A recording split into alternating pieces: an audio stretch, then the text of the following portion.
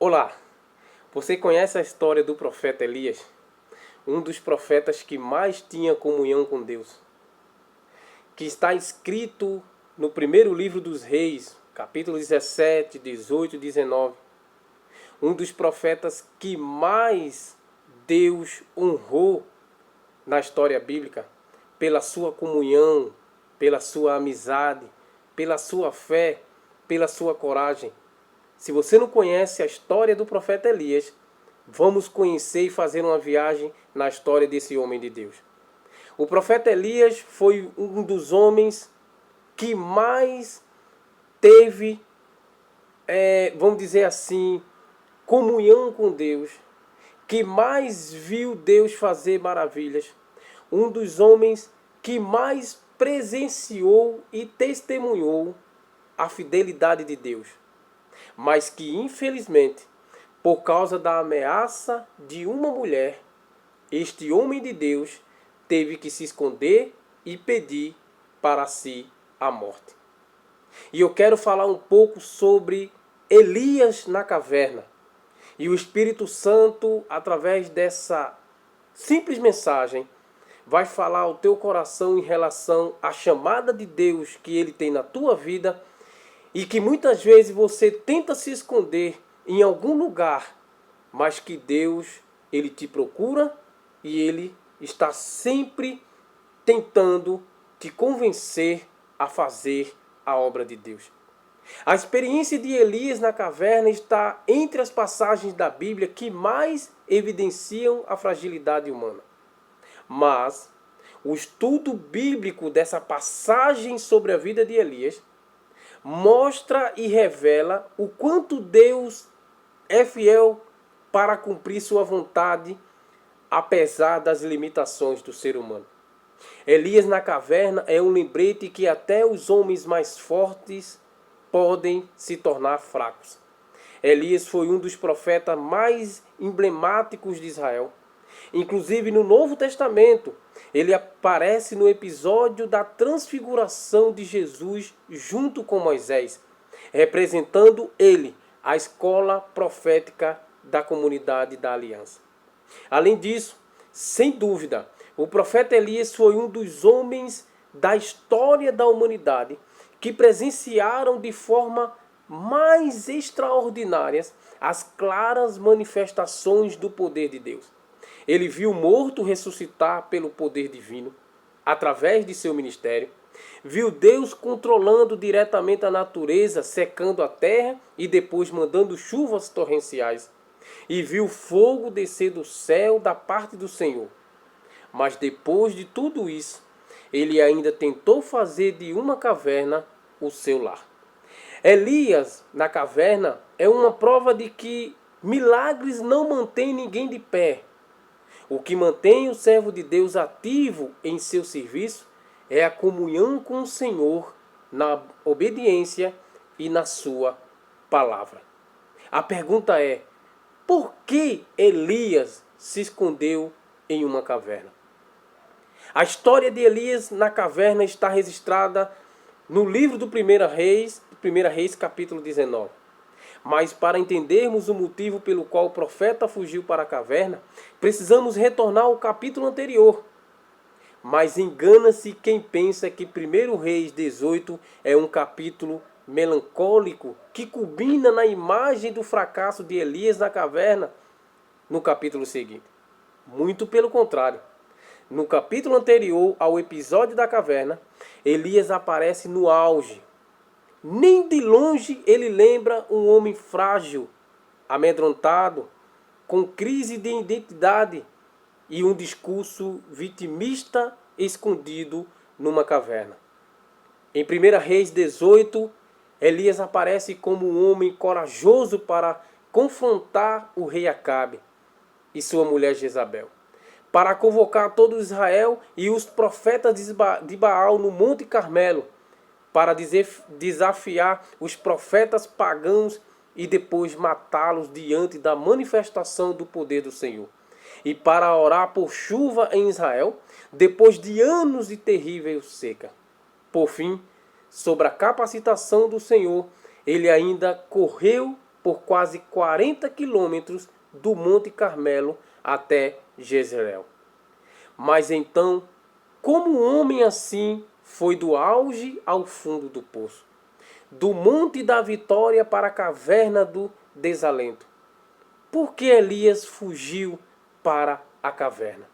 Talvez Elias estivesse esperando que as demonstrações do poder de Deus no Monte Carmelo produzissem quebrantamento em Jezabel e Acabe.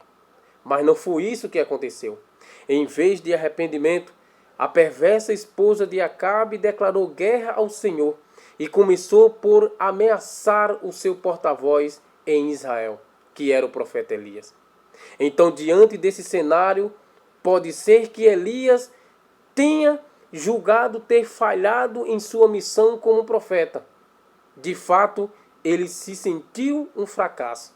E quando recebeu a carta de ameaça de Jezabel, fugiu temendo por sua vida. Alguém pode perguntar o porquê de Jezabel ter mandado uma ameaça a Elias ao invés de tê-lo matado prontamente. Muito provavelmente, ela fez isso por pura estratégia. Elias tinha acabado de provar diante de todo Israel que era um profeta de Deus. Se Jezabel matasse Elias, possivelmente ela enfrentaria o descontentamento do povo. Então parece que o objetivo principal de Jezabel era fazer Elias fugir. Ela preferiu um Elias na caverna em vez de um Elias mártir, ou seja, de um Elias morto. A estratégia de Jezabel funcionou e Elias fugiu de Jezreel em direção a Berseba.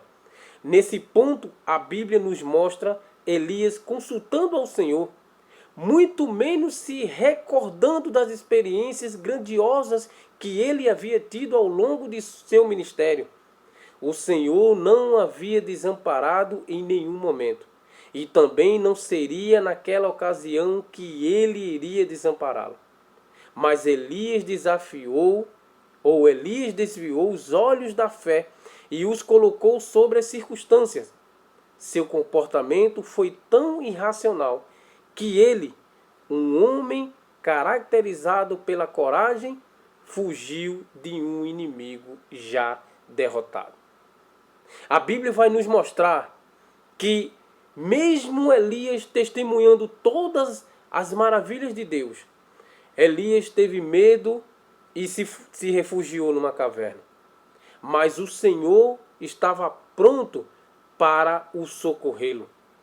A Bíblia vai dizer que Elias pediu para si a morte, julgando ele que só tinha ele de profeta em Israel.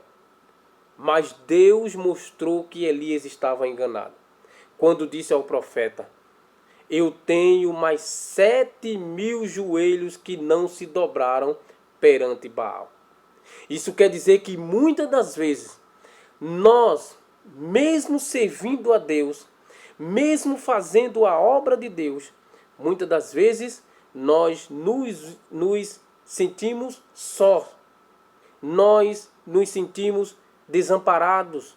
Nós nos sentimos rejeitados, até mesmo por aqueles que estão ao nosso lado.